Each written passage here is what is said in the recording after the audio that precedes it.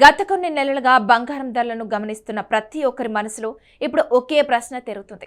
ఒకప్పుడు ప్రతిరోజు భారీగా పెరిగిన బంగారం ఇప్పుడు ఎందుకు దాదాపు ఒకే స్థాయిలో తిరుగుతుంది?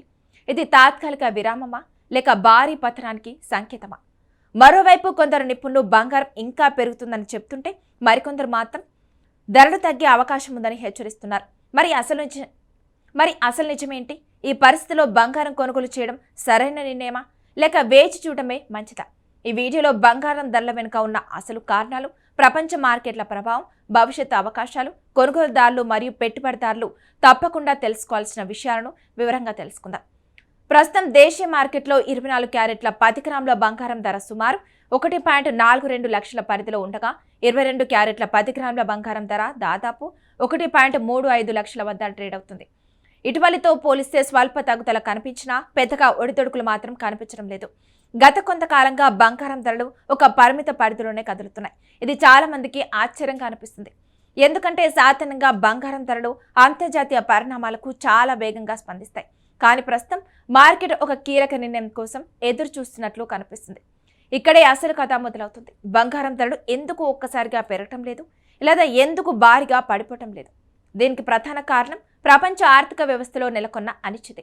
ముఖ్యంగా అమెరికా కేంద్ర బ్యాంక్ అయిన ఫెడరల్ రిజర్వ్ తీసుకోబోయే వడ్డీ రేట్ల నిర్ణయం కోసం ప్రపంచ మార్కెట్లు వేచి చూస్తున్నాయి. ఫెడ్ వడ్డీ రేట్లలో మార్పు చేస్తుందా లేక యథాతథంగా ఉంచుతుందా అనే అంశం ఇప్పుడు బంగారం మార్కెట్ దిశను నిర్ణయించే కీలక అంశంగా మారింది. ఒకవేళ అమెరికా ఫెడరల్ రిజర్వ్ వడ్డీ రేట్లను పెంచితే దాని ప్రభావం బంగారం మీద ఎలా ఉంటుంది? ఈ ప్రశ్న చాలా మందికి ఉంటుంది. దీన్ని చాలా సులభంగా అర్థం చేసుకుందాం. వడ్డీ రేట్లు పెరిగినప్పుడు అమెరికా ప్రభుత్వం జారీ చేసే ట్రెజరీ బాండ్లపై రాబడులు పెరిగే అవకాశం ఉంటుంది. అంటే పెట్టుబడిదారులు రిస్క్ తక్కువగా ఉండే బాండ్లలో పెట్టుబడి పెట్టడానికి ఆసక్తి చూపుతారు. అలాంటి సమయంలో బంగారం వంటి వడ్డీ రాని ఆస్తులపై పెట్టుబడులు కొంత తగ్గే అవకాశం ఉంటుంది. ఫలితంగా బంగారం ధరలపై ఒత్తిడి ఏర్పడుతుంది. అయితే ఇది కథలో ఒక వైపు మాత్రమే. మరోవైపు బంగారాన్ని ప్రపంచవ్యాప్తంగా సేఫ్ హెవెన్ అసెట్గా భావిస్తారు. అంటే ప్రపంచంలో యుద్ధాలు, ఆర్థిక అనిశ్చితి, ద్రవ్యోల్బణం లేదా మార్కెట్ అస్థిరత పెరిగితే పెట్టుబడిదారులు మళ్లీ బంగారం వైపు మొగ్గు చూపుతాయి. అందుకే బంగారం ధరను కేవలం వడ్డీ రేట్లు మాత్రమే నిర్ణయించవు. ప్రపంచ పరిస్థితులు కూడా అంతే కీలకంగా ప్రభావం చూపుతాయి. ప్రస్తుతం అంతర్జాతీయంగా భౌగోళిక ఉద్రిక్తతలు కొనసాగుతున్నాయి. మధ్య ప్రాచ్యంలో నెలకొన్న ఉద్రిక్త పరిస్థితులు, ప్రపంచ ఆర్థిక వ్యవస్థపై ఉన్న ఆందోళనలు, ప్రధాన దేశాల మధ్య వాణిజ్య ఉద్రిక్తతలు ఇవన్నీ కూడా పెట్టుబడిదారులను అప్రమత్తం చేస్తున్నాయి. ఇలాంటి పరిస్థితుల్లో బంగారం కొనుగోలు పెరిగే అవకాశం ఉందని కొందరు విశ్లేషకులు భావిస్తున్నారు. అందుకే బంగారం ఒకవైపు ఒత్తిడిని ఎదుర్కొంటుంటే మరోవైపు బలమైన మద్దతును కూడా పొందుతుంది. మరో ఆసక్తికరమైన విషయం ఏంటంటే బంగారం ఇప్పటికే గతంలో రికార్డు స్థాయిలను తాకింది.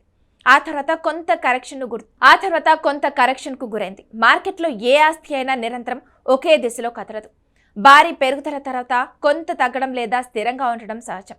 ప్రస్తుతం బంగారం కూడా అలాంటి దశలోనే ఉందని కొందరు మార్కెట్ నిపుణులు విశ్లేషిస్తున్నారు. అంటే ఈ స్థిరత్వం తర్వాత మళ్ళీ ఏ దిశలో కదులుతుందో ప్రపంచ ఆర్థిక పరిస్థితులే నిర్ణయిస్తాయి.